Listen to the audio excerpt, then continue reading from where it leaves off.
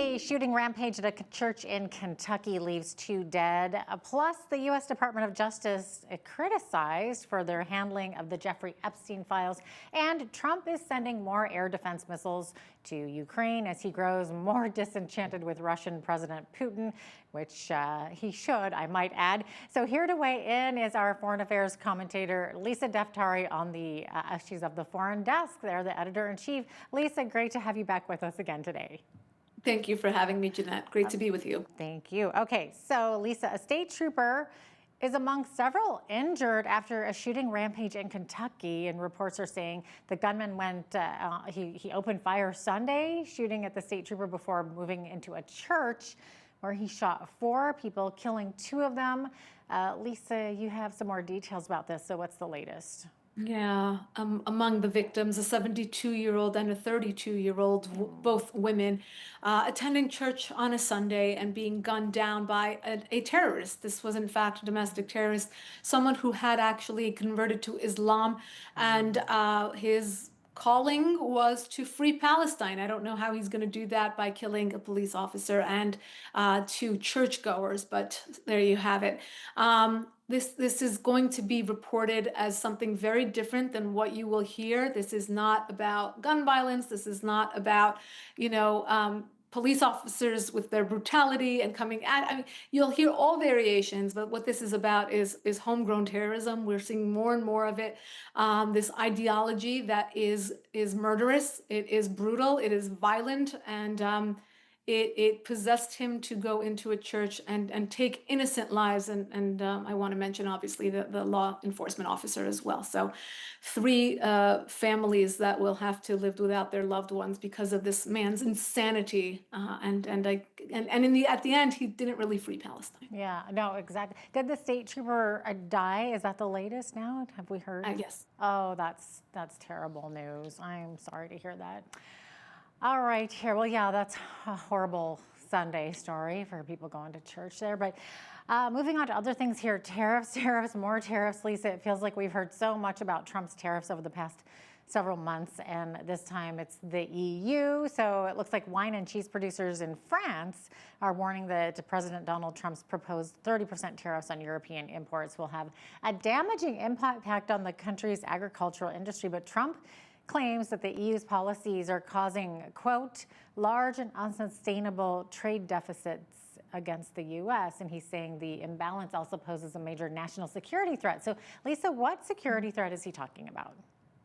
I think it's interesting to see the position that Trump is taking, and unfortunately, here in the States, we see the tumultuousness of the markets responding to how Trump comes out with the news on the tariffs. Every time he speaks, it seems like the markets react accordingly. In terms of national security and in terms of global security, Donald Trump has always been of the mindset that everyone has to pay their fair share. And with regards to the major European nations, France, Germany, the UK, not paying their fair share, not being equal participants in this, whether it's with NATO, with tariffs, with trade, it doesn't really bode well for the United States, and therefore it trickles down into an unstable and unfair global economy. And that's something that he has talked about in the 80s and 90s, and until he actually thought about running for president. So this is his stand, true to form. I think the door is absolutely open. He has said that, and his Secretary of Treasury has said that many times, that he's all about good deals, and the deals that he is making are all about quality, not quantity. But we hope that we will work towards quantity. Last week, we spoke about on this show about how that pertains to Canada as well. And we do hope that, obviously, when the dust settles, it will benefit everyone in different ways, and we'll continue these trade partnerships that are robust and prosperous for all participants. Lisa, the U.S. Department of Justice coming under fire for their handling of the Jeffrey Epstein files. And this, of course, is about having Epstein's sex trafficking secrets be made public, which the DOJ was on board with. But then they did a stunning about-face last week, turning up empty-handed. So they're now saying that their review revealed no incriminating client list. I guess this has mega supporters sort of questioning everything. What's your take on this whole situation? Let's rewind back to February.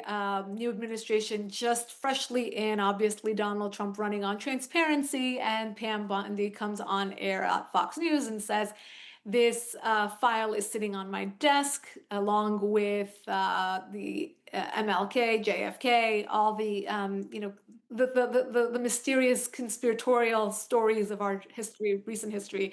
And Then they come out and say, there's nothing to see here. There's no list. He actually, killed, himself. There was no foul play across the board. So that obviously leaves people very unsettled. There were rumors all throughout the weekend about Dan Bongino, Kash Patel at the FBI resigning over this, Pam Bondi being fired over this, but then Trump doubled down over the weekend at the end of the weekend saying that let her do her job. Pam Bondi is amazing. They're all amazing. Kash Patel came out and said, no, I wasn't going to resign.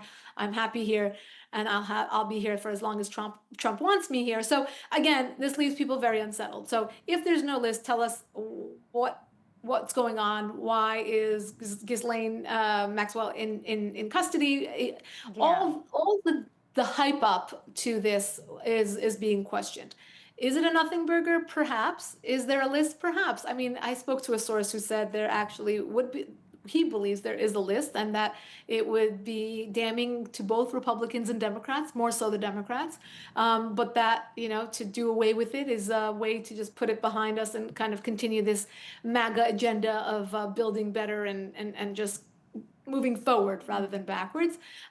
Again, doesn't sit well with people, right? So if you're going to promote transparency, then we would hope that they would practice transparency. So there's a lot of questions being asked, a lot of accusations here, and people want to know, either way, they want to know what this was all about. I think to say that there is nothing, nothing to see here, move on, doesn't really sit well with people. No, it's not enough. You got to tell us why or show us. Are some people thinking it's a cover up though, that possibly Trump was on that list and that he's trying to cover his tracks and Exactly. There's yeah. either a cover up of people that are in office right now, or it's something that's going to be used as a bribery piece going Yeah. forward with our adversaries or would-be adversaries or people that Trump may need something from or other world leaders. I mean, there's so many possibilities. We So, can all get creative and right. really use our imaginations on Let this the one, but conspiracy theories start, right? absolutely. I think anything is possible. Politics is a dirty, dirty game. And I think it's unfortunate, though, because I don't think this is a stain that's worth having for the MAGA movement. Again, if you are all about transparency, then practice it. Why is it that we are privy to conversations between, I don't know, Zelensky and Trump that are like, they're, you know, uh, just embarrassing each other back and forth, and the cameras are still rolling. And if you get that level of transparency with this administration, then we need more than a one sentence disclaimer to end this case.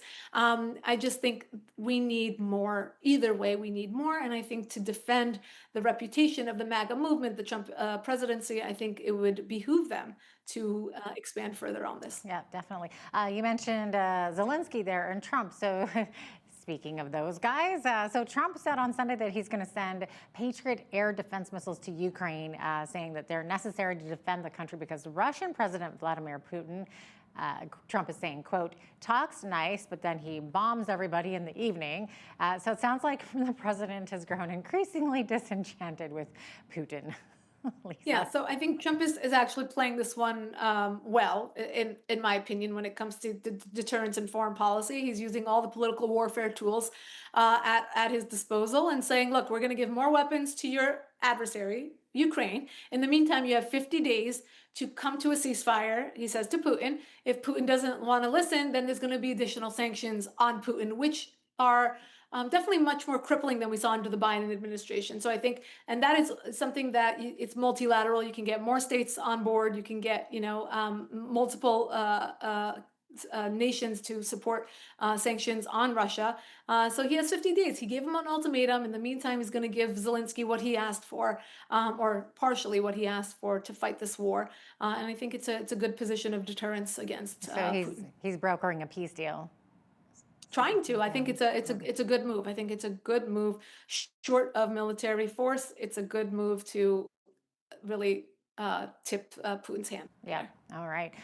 Iranian media is reporting that their president was injured in the Israeli airstrike that took place last month. So, what can you tell us about this, Lisa? He was injured, but he made it to his interview with Tucker Carlson. So that's what we know. Look, we know that Israel had targeted the heads of all different departments within the regime. Now we're talking about the IRGC, the nuclear scientists, the supreme leader himself, and of course the president, who's more of a puppet figure than anything else, but he has a name and he has a role, he has a title. So obviously it would be a symbolic hit. Now we're finding out that he actually was in a meeting where this attack occurred. This was a meeting that was orchestrated by the Mossad, the Israeli intelligence apparatus, to get a lot of these heads together in one place at a meeting to take them out. Very, very targeted strike to prevent any other further casualties in the area, et cetera, et cetera. So he was injured and not obviously taken out. So that's where we have it now. Now there are rumors that there will be further, additional hits on these individuals. Obviously, there are many reasons why Israel would continue this. There is a ceasefire in place at the moment, but should Israel feel as though the existential threat continues, then these are the targets that they would hit. It's quite symbolic if they are able to get the heads of the regime and therefore invigorate the people to come out onto the streets, start a revolution, start some sort of grassroots movement against the regime. Okay. Okay, so ceasefire negotiations between Israel and Hamas have hit an impasse, and there's a number of issues that are major hurdles in securing peace in the Gaza Strip. So, what are the details of this, Lisa? Yeah, this week we thought we were getting somewhere. Look, it wasn't even a great deal to begin with. It was talking about 10 hostages being returned in exchange for 60 days of ceasefire. And again, Israel said yes, Hamas said no. So this is again being brokered between the United States and obviously Qatar being the main mediator, Hamas and Israel coming to the table, Israel saying yes, Hamas saying no. So the war continues. Look, this is a very, very dangerous predicament that Israel has gotten itself into, and obviously not by choice, where there are hostages involved. If there were no hostages involved, I think Israel would be very, very keen to finish the war, finish the job, and that means to really eradicate Hamas to the point where they cannot govern, they cannot stay in power, they do not have a future in Gaza with the Palestinian people. But for now, because of those hostages, they have to be very careful. All the missions, they have to be very careful. Going into the tunnels, they have to be careful. There could be Israeli hostages there. And for that reason, Hamas knows that and obviously won't give up the hostages so easily because that is their leverage in this game. It's sick. It's absolutely sick. These are civilians, many of them young. As many of you know the stories from October 7th, 2023, young people were at concerts. Many of the young soldiers taken from their posts, people taken from their homes in pajamas early on a Saturday morning. So these are the people that are being held. Elderly, people who have not taken their medication, people who were killed in custody and their bodies have not been returned to their families to have a proper and decent funeral and procession commemorating their deaths. It's horrific. So I think for as long as they can hang on to this, they will hang on to that leverage and not give back the hostages so easily. And that's the bottom line, unfortunately. Lisa Daftari of the Foreign Desk, thanks so much for joining me today from Los Angeles. Thank you for having me, Jeanette.